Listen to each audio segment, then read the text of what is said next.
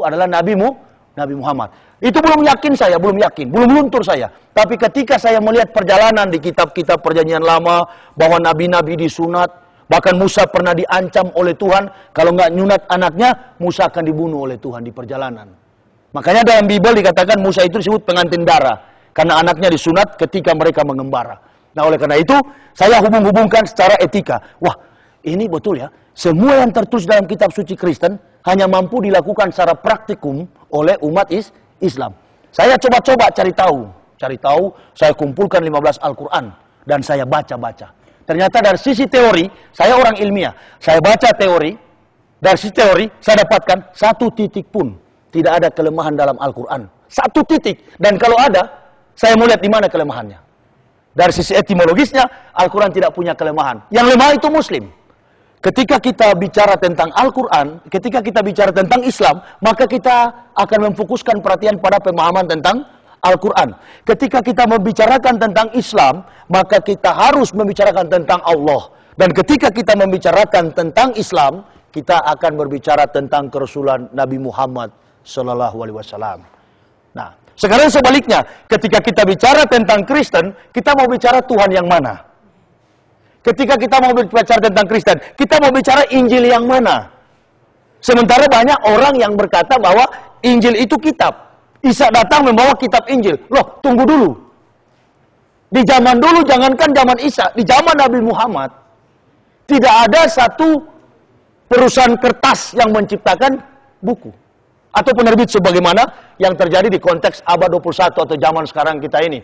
Nggak ada yang mampu menciptakan kitab. Musa saja menurunkan 2 loh batu dari Allah. Musa membawa hukum-hukum Taurat Allah itu, perintah-perintah Allah itu, hanya dengan percikan kemuliaan Allah, maka jadilah perintah Taurat itu.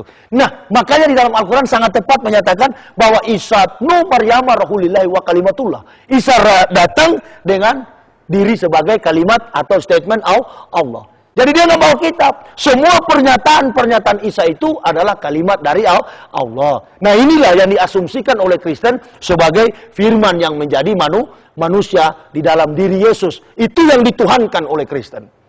Nah, ini persoalan prinsip yang harus kita ketahui bersama. Sementara Islam tidaklah sah nilai keislaman kita kalau tidak mengakui salah satu kitab yang Allah turunkan ke dunia ini, termasuk di dalamnya Injil. Tidaklah sah iman seorang Muslim apabila tidak mengakui salah seorang Nabi yang Allah turunkan ke tengah dunia ini, termasuk di dalamnya Nabi Isa. Tapi yang diimani dan dikondisikan dalam pemahaman teologi Kristen secara baik, itu Isa yang mana dan Injil yang bagaimana. Makanya terdapat begitu banyak perubahan-perubahan istilah penamaan. Isa Al-Masih diganti Yesus, ya. Injil diganti dengan kitab perjanjian baru, New Testament. Dan begitu banyak nama-nama Rasul dirubah-rubah oleh umat Kristen. Tanpa sadar dan tanpa malu, tetap saja membawa nama Isa. Yang sebenarnya tidak identik dengan Injil, tidak identik dengan Allah, dan tidak identik dengan Isa. Nah, itu sebabnya setiap tanggal 25 Desember, orang Kristen itu diketawai oleh Allah. Saya amat sangat yakin. Karena sulitnya para teolog mencari pembenaran dari mana datang tempat, tanggal, bulan, dan tahun lahirnya Isa alaihissalam atau Yesus. Nggak ada seorang teolog pun yang tahu. Bahkan B.J. Bolan, ya, seorang pakar teologi Kristen perjanjian baru, beliau katakan, kita tidak mengetahui tanggal dan tahun berapa Isa itu dilahirkan atau Yesus itu dilahirkan. Nah, karena Yesus digambarkan oleh orang Kristen sebagai terang dunia, maka ada kebiasaan adat istiadat orang Romawi pada waktu itu, karena institusi agama Kristen ini dibangun atas dasar kekuatan politik pemerintahan Romawi dan Yunani. Makanya terus menerus menggempur kekuatan Islam. Nah, oleh karena itu diambil dewa yang disembah pada zaman Romawi, yaitu dewa matahari. Kebetulan anak dewa matahari ini lahir pada tanggal 25 Desember. Dijadikan sebagai landasan pengakuan iman Kristen, Yesus sebagai terang dunia. Karena matahari. Nah, itu sebabnya kalau kita berbicara tentang agama Kristen, sebenarnya agama Kristen itu nggak punya nabi.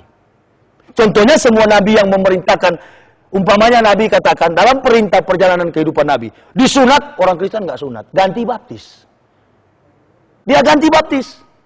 Nah, ini penyelidikan ini secara teologi ditanyakan tadi, yang memotivasi saya, membuat saya bermatematika, mencapai sebuah kepastian di dalam kehidupan yang tentu tidak lagi saya ragukan, tentu tidak lagi saya pungkiri bahwa inilah kebenaran. Ketika saya melihat dasar-dasar teologi Kristen dan memadukan di dalam satu panduan dan praktikum yang terjadi dalam konteks kehidupan umat Islam, maka saya berkata, tanpa isi kitab suci pun orang Islam itu masuk surga. Maka saya harus mengikuti syariat-syariat yang ada dalam Islam. Contohnya bersyahadat. Ya, bukan berarti bahwa kita mengakui Nabi Muhammad. Saya analisa. Wah, kalau saya masuk Islam, saya lihat dulu. Jangan-jangan Nabi Muhammad tidak mengakui nabi-nabi lain. Nah, makanya saya beli 15 Al-Quran. Saya baca. Waduh, kalau Nabi Muhammad egoistis, Nabi Muhammad ekstremis, Nabi Muhammad seorang yang eksklusif, maka tidak mungkin dia memantapkan cerita. Dia mengangkat kemuliaan Isa itu yang di Yesus Tuhankan oleh Kristen sebagai nabi yang harus dicontohi dalam sikap dan tauladan hari-hari. Makanya dia bilang, Isa, justru kitab suci Kristen kurang menceritakan mujizat Isa. Al-Quran yang paling lengkap. Isa pernah meniupkan tanah, maka jadilah burung. Di Kristen apa? Orang buta berjalan, orang lumpuh orang buta melihat, orang lumpuh berjalan, dan lain sebagainya. Orang mati, bangkit, itu semua dalam Al-Quran. Ini menunjukkan saya salut dengan Nabi Muhammad. Berarti dia adalah seorang Nabi yang diutus Allah. Namun, pemahaman ini tidak bisa saya dasari pada sisi teologi yang secara nyata harus saya pelajari secara etimologis. Karena saya waktu itu dan sampai sekarang masih bodoh membaca Al-Quran. Maka saya, karena punya dasar filosofis yang kuat, dasar pemahaman filsafat dan logika yang kuat, maka saya menstandarisasikan pemahaman kenabian Rasulullah Muhammad itu dalam sisi logika. Saya berpikir begini, Indonesia merdeka tahun 1945. Saya lahir tahun 1970.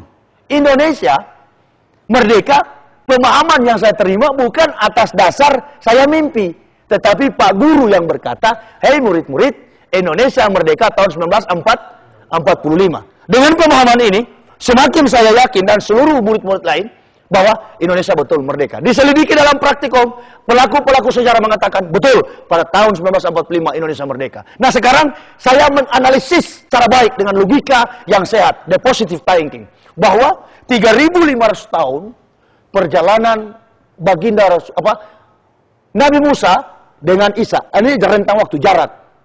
3.500 tahun Musa sampai ke Isa.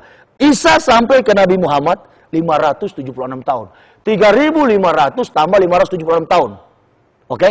Berarti 4.076 tahun. Dari mana Nabi Muhammad tahu tentang cerita Musa, jangankan Musa, tentang Isa saja 576 tahun rentang waktu. File memori manusia tidak akan bertahan lebih daripada 30 tahun mengingat peristiwa-peristiwa lalu. Ini 4.076 tahun. Dari mana Nabi Muhammad tahu itu? Sementara satu, beliau adalah seorang ummi, seorang buta huruf. Karena memang wajar. Dulu nggak ada SD, nggak ada SMP, nggak ada SLTA. Semua Nabi ya memang buta huruf, ummi. Siapa bilang? Terus orang Kristen bilang, Isa sarjana ekonomi. Ente karang. Mana ada dulu lemdik? Nggak ada lemdik dulu, Jack. Nggak ada lembaga pendidikan. SD pun nggak ada. Pantas aja kalau nabi-nabi dulu patah pensil, alias buta huruf. Tapi bukan orang bodoh. Mereka profesor di atas profesor. Karena mereka langsung, walaupun dulu nggak ada Pak Guru, ada guru di atas segala guru. Yakni Allah Subhanahu wa Ta'ala. Ketika saya memposisikan diri sebagai seorang pencari Tuhan, pencari kebenaran, pencari sebuah eksistensi penyelamatan, maka saya mendasarkan pada pemahaman logika dulu. Nah, dari dasar teologi itu, saya sampai kepada pemahaman teologi Islam. Yang Adik tanyakan tadi, Bapak seorang pakar teologi. Kemudian sampai kepada pemahaman teologi Islam. Bagaimana rumusnya? Saya tidak mungkin belajar Al-Quran. Ini perlu guru. Ini tidak mungkin tanpa melalui proses pembelajaran dan memakan waktu yang panjang, iya kan? Nah, sementara dalam dasar pemahaman pencarian kebenaran, saya masih tanda tanya. Benar nggak nih Islam? Nah, ini perlu guru. Makanya saya bilang, Islam saya sudah kaji dari tahun 1998. Tapi nanti saya masuk dan sah mengucapkan asyhadu an la ilaha illallah wa asyhadu anna Muhammadar Rasulullah pada tahun 2006. Itu yang saya garis bawahi dalam buku saya, Kebenaran Islam Menurut Mantan Pendeta. Tidak seorang pun sampai pada Islam